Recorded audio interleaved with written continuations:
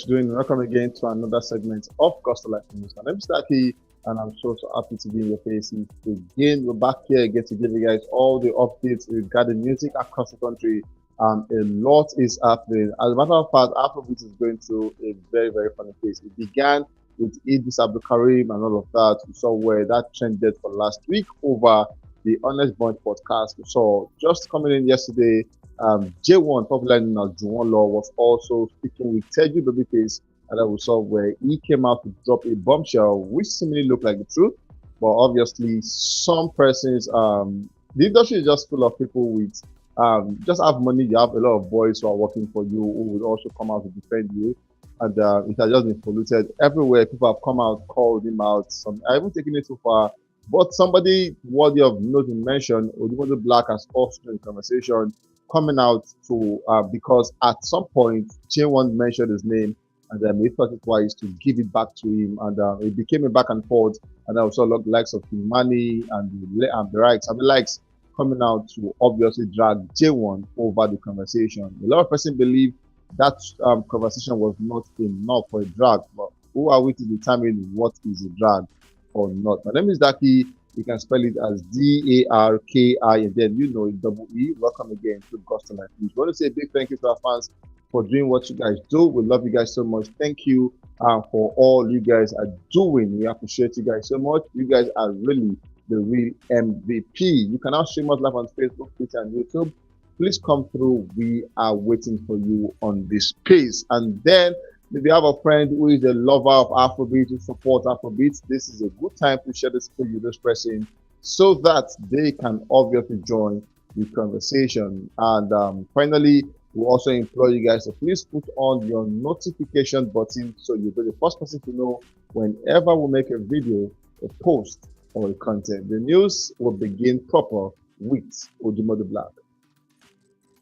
We saw while earlier today before the back and forth, we saw where he came out to pass a message to Ayo Animashaun, the CEO of Edis, and obviously all the team who makes up the Edis. He came out to share a thought where he said the best group should be added to the Edis awards nominees. Basically, they have a lot of categories from next rated to best rap to best R&B to best album to best artist to best artist male, best artist female. A lot of category, but then OdumoduBlvck feels that there should be an award created for the best group. He believes that his group actually deserves to be the best group. In his words, he said, even if he's the only one in the category, for next year, others will wake up to the call.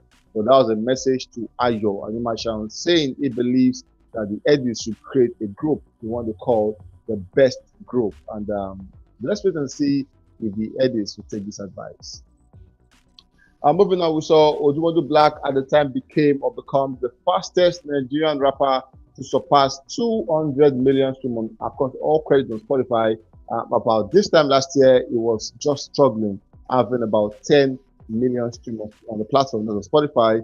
But a year after, he has almost more than doubled that. Actually, he has done that in tenfold to have gotten himself about 200 million stream, and that's a plus, 200 million stream plus on Spotify. That's a massive growth in progress. By this, he became the fastest Nigerian rapper to have surpassed 200 million stream on Spotify.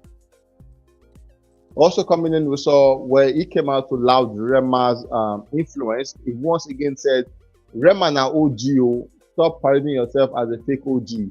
OG, but Rema, they pave way for you. I won't pave way, trying to play God. And this is coming from Industry Machine. And after he did all of this, people were trying to figure out who he was referring to over this tweet. Not too long, we saw why he made that one. We saw where Jaywon on the same podcast with OdumoduBlvck came out to highlight where he said he loved OdumoduBlvck, and even though his music is not all that, he came out to actually use the word all that. And then he said, but he loved OdumoduBlvck, and he also added that how will OdumoduBlvck feels if an artist blows up from Abuja and says Odumodu did not pave way for him. Now this came from the fact that OdumoduBlvck was one of the very few artists who blew up from Abuja. Lagos is home to all of these artists. As a matter of fact, Warri, Lagos, Port Harcourt, Bayelsa, these are homes of talents. Like they've always been breeding out talent Like, as a matter of fact, most of the lake towns we have in Lagos are all built from these zones and all of that. So we've seen them grown from Ogun State and they just come to build a home in Lagos.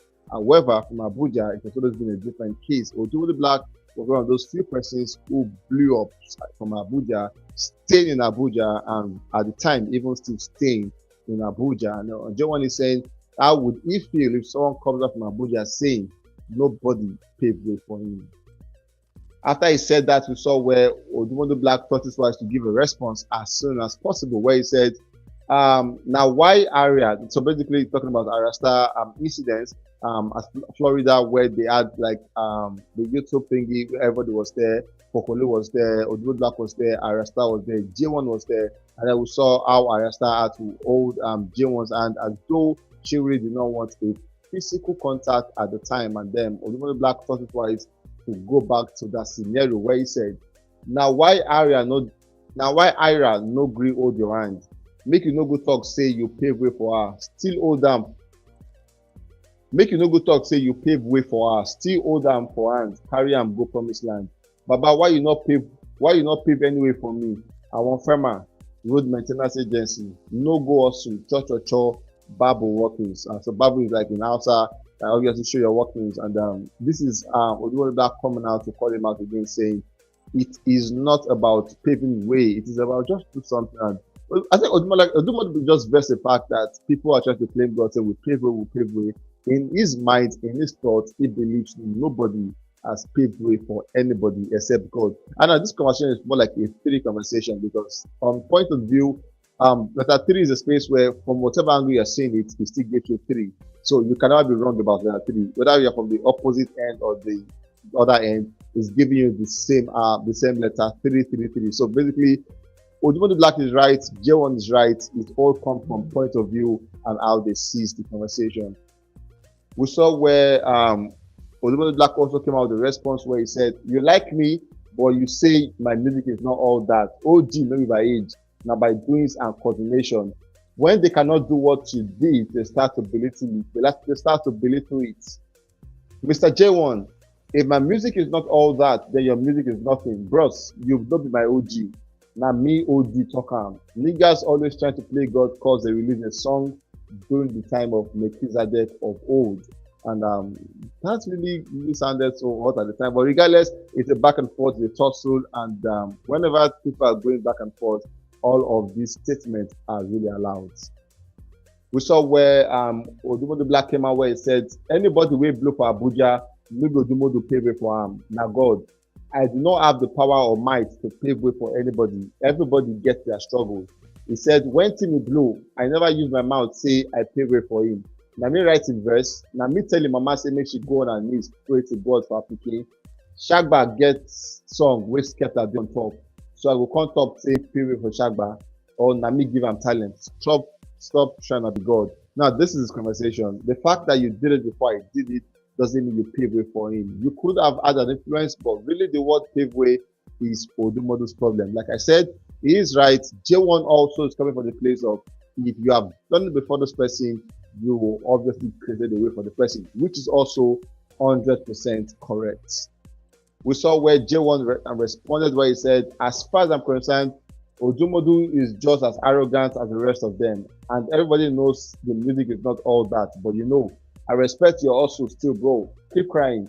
The people supporting you to know the truth. Not be everything be gaga. Sometimes calm down to listen to small advice. And then we saw OD coming out to give a response where he said, you weigh your music now all that. Now only General refers in the book for Safa Anthem coming from OdumoduBlvck to respond to Jaywon's conversation on Twitter. And we saw Jaywon come back to go as far back as 2018, September 15, while he said Burna Boy is one of the best things that ever happened to Afrobeat. And then he had to quote down saying, where is the lie? At the same time, he went back to 2019 while he said, God will do for Burna Boy, you stay alive. Don't give for your dreams, stay alive and continue working. Oluwa is speaking your call next. Ejewari, basically talking about the fact that just keep doing that thingy. And then he quoted again where he said, I never for once discredit Burna Boy, which I always give to him anytime. But that's one thing I disagreed with. I never for once discredit Burna Boy greatness, which I always give to him at any time. But that's one thing I disagreed with. You all come for me. It is funny. Go and watch the interview and stop crying coming from Jaywon to respond to the back and forth. We saw where he came out again to say, if Burna Boy boys the rant, I go understand. I go understand why, but no be Odumodu lol. In that interview, I talk my mind and I also give kudos where needed, where need be. But you all took it to chat shit about my career. We don't last past in our whole life. Keep crying. This is coming from J1 to respond to everybody who is giving him a back and forth. We saw one of Burna Boy's special ally who doesn't joke with Burna Boy, known as King Money, came out to threatening J1, where he said, J1, I be waiting them, they call you. That God will punish, basically full of insult. And then he said he's going to, a lot of back and forth insult. In Yoruba says he's going to die. And then he said, all of them are just a price for this online. No worry, Burna Boy is super busy, bro. It's called hard work and putting your mind into what you love. And know how to do best. Nobody pay way for him, none. Because I don't understand, say, you two now, OGRB, LG, or Egbon Adubo. For this lame Nigerian music industry, now God will punish you. And that person will interview you, and you're a bomb, Koko, and you're a bomb, Koko Jamuna, and some P word and all of that. So this is Kimani just disagreeing totally with J1, and then in disagreeing, he had to come out to insult J1, insult Teddy Babyface, insult everyone who made sure that interview came out to light. And we saw where he came out again to threaten him and back and forth. All of this at the point really is not what Afrobeat needs. We push peace and we hope that in coming days we are peace to all of this. Moving on, we have Ckay as the last guy on the news. We saw Ckay Love Quantity at the time just made a re-entrance on the Sweden YouTube top song chart, and for this week is sit at number 99. Having said that, we saw Ckay is set to co-headline the Afroland Festival in Germany. He's going to be doing that alongside Richard Bona, Bianca, Diamond Platinum, and Ckay. We have others like Victoni and other American artists who are also going to be in Germany. But the big news is Ckay is also headlining with Diamond Platinums, Bianca, and Richard Bona. All of these guys are actually going the route to Germany to spread the gospel of Afrobeat. Moving on, we saw Ckay coming out to give his thoughts and his 2 cents about what he feels about awards and certifications and validation. In his words, he said, not just the Grammy, but even awards in the country, he believes that they hold no credit. He doesn't pay attention to them because he doesn't understand their metrics. Yes, he said, explain to me how Love Quantity, a song that have done about 6 million sales, 6 platinum in the US, doesn't have a single award in the country. And he said, as a matter of fact, if you think about it, it really might not make sense. But Ckay is saying he needs to understand the metrics they use in giving out awards, because if Love Quantity doesn't have an award, he cannot understand.